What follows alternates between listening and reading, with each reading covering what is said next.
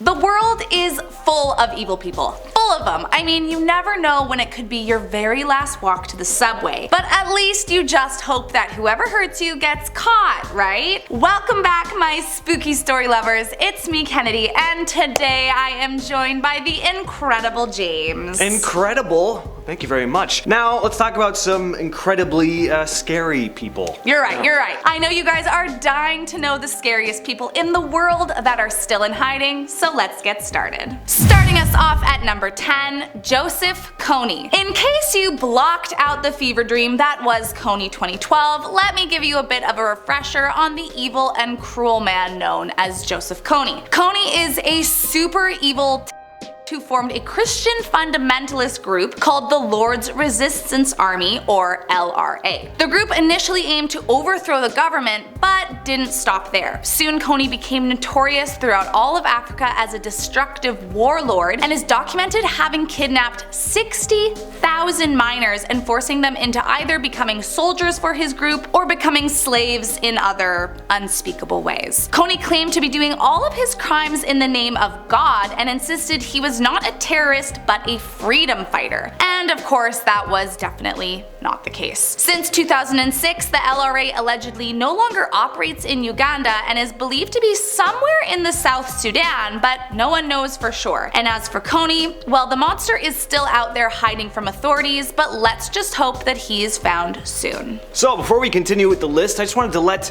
all of you know that I host a channel called Most Amazing Top 10 Anime. So if you like, overly powered characters with big eyes and crazy hair yelling at each other and punching and hitting each other, then check us out. The Frankford Slasher. This next awful human being is believed to have been, taking the lives of 9 women in Philadelphia between 1985 to 1990. All that's currently known about him is that he's most likely, or was most likely, a middle-aged Caucasian, as a number of his victims were seen with someone matching that description before their deaths. What's odd about this case, though, is that the victims' ages range from like their late 20s to late 60s. That's quite the gap there in age. Typically, serial killers have a more specific, age range of their victims. The only thing really connecting these 9 is that they were all female. Now, if the killer was indeed a middle-aged man in 1990, there's a good chance that he may no longer be alive. But if he is, probably an elderly man now, making this case incredibly frustrating, as this is a guy who managed to commit this string of murders and live his entire life having never faced any consequences. Coming in next, we have Josephine Sunshine Overtaker. Active in the 1990s, Josephine started out as a mere environmental activist. But in 1996, along with genealogy professor William Roger, Josephine formed an offshoot of the already controversial collective called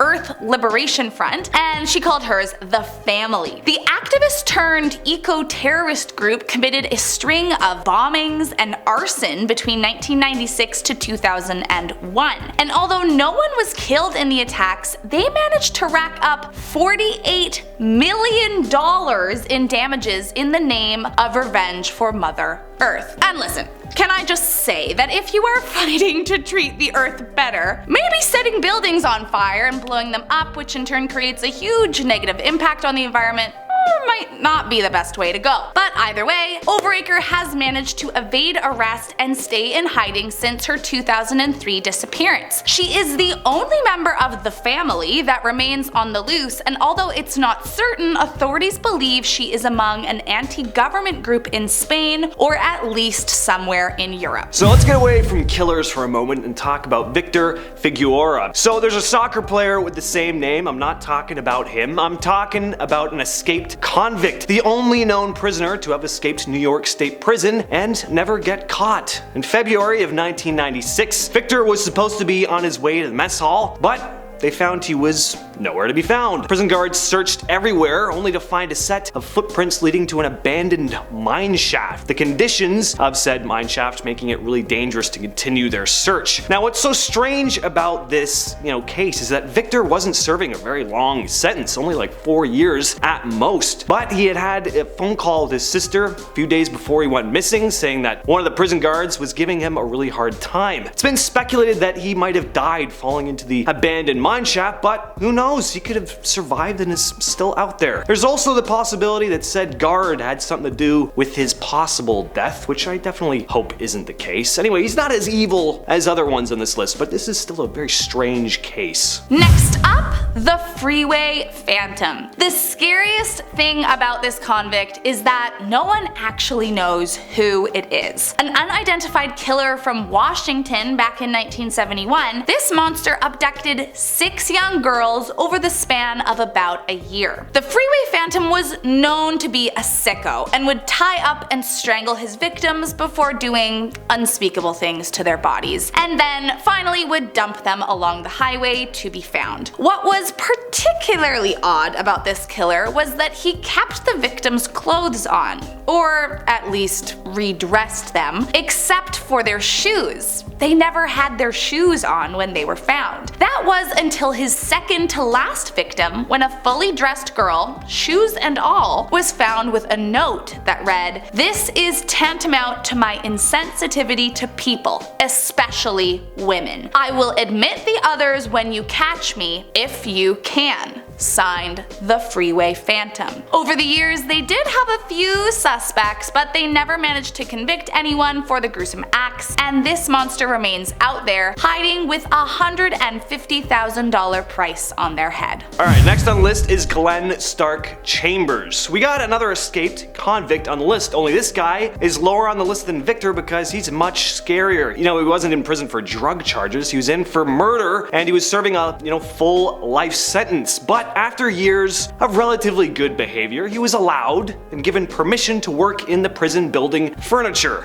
which I wouldn't really call much of a, reward. Hey, you've been pretty good now, kid. Why don't you get in there and go build some coffee tables? To be fair though, Glenn wasn't, a very good dude, so that would probably be my gift for him as well. Anyway, understandably, Glenn wasn't about the furniture construction life, and, decided that his good behavior deserved even greater opportunities, like just not being in prison anymore. So he escaped. In order to escape from Florida's Polk Correctional Institute, Glenn had to think outside the box, or should I say, inside the box. He had several other inmates load him up, seal him in a crate, which was then shipped off to a warehouse outside of the prison. He was never seen again, with nothing but an open crate left when the truck was getting unloaded later. Ooh, spooky.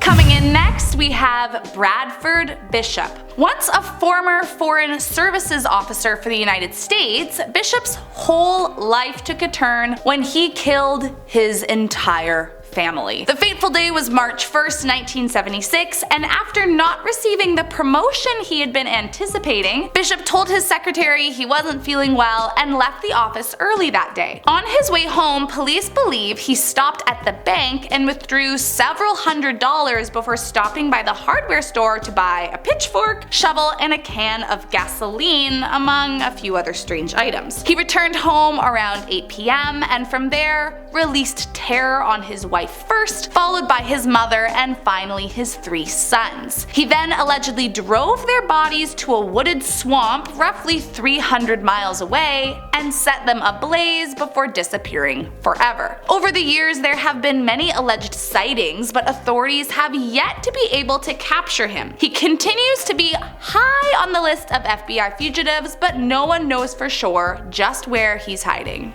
Next on the list is the Long Island Killer. This elusive serial killer has several different monikers actually. The Manorville Butcher, the Craigslist Ripper, the Gilgo Beach Killer. Basically, he's dangerous and a pretty despicable person. That's what I'm deducing from reading those names. I say guy, but we really, aren't quite sure, though a large number of serial killers are men, so I just assume that's the case. The Long Island Killer has been active for a long time, around 20 years, and throughout that time, he's believed to be, responsible for the murder of up to 16 people, mostly using Craigslist to lure his victims before disposing them by the beaches of Long Island, where the bones of his victims began to be discovered. Most of his victims are sex workers, which sadly is often the case with serial killers. It's scary to think that this individual is still out there and could be anybody. Alright, and next up is Alexis Flores. Currently one of the top 10 most wanted fugitives in America, Alexis Flores has been in hiding for his gruesome crimes ever since 2007. Now, back in 2000, a homeless man who people believed to be named Carlos at the time killed and then committed heinous acts with the body of a girl. Once the girl was found, Carlos had already fled the scene. Cut to 2002, and Alexis Flores was visited by the police for a mere noise complaint, but upon providing them with false ID, which is a felony in Arizona, was arrested and incarcerated for 60 days until he was ultimately deported back to his home country of Honduras. Then, in 2007, after DNA samples had been taken while behind bars, they found an unsuspecting match, and only then realized that Carlos and Flores were in fact the same person, and that they had unwittingly let a killer run free. A warrant for his arrest was immediately sent out, but they have yet to be able to track him down, and it's believed he remains hiding out in Honduras to this day. And coming in at the top of the list, we have the Stoneman. Between 1985 and 1989, a mysterious string of murders occurred in India, first in Bombay and then in Calcutta. These 26 murders were soon believed to be perpetrated by the same person. The first set of murders happened in Bombay. Homeless people were found having been bludgeoned to death in their sleep with stones. Police began to see a pattern after the sixth body was discovered. The assailant was never found. In fact, it's still not even clear whether these murders were committed by just one person, a group, or if copycat killers started operating. These murders were followed by the 13 murders in Calcutta that are officially known as the Stoneman murders. These ones took place over just a couple months and could have been committed by the same person in Bombay, but it's not officially known. The circumstances of the murders were exactly the same though, all homeless, all killed with stones. Several possible suspects were detained and brought in for questioning, but there was just not, enough evidence or even any witnesses to these attacks, so anyone detained was soon released, and the perpetrator or perpetrators have never been found. What makes this case extra sad is that the victims were members, of society who were, cast aside and forgotten about, and their murders were never, high profile, making it much easier for whoever committed the crimes to go under the radar. Alright, well there you have it guys. Thank you so much for watching. Again, I'm Kennedy. I'm James. And we hope to see you next time.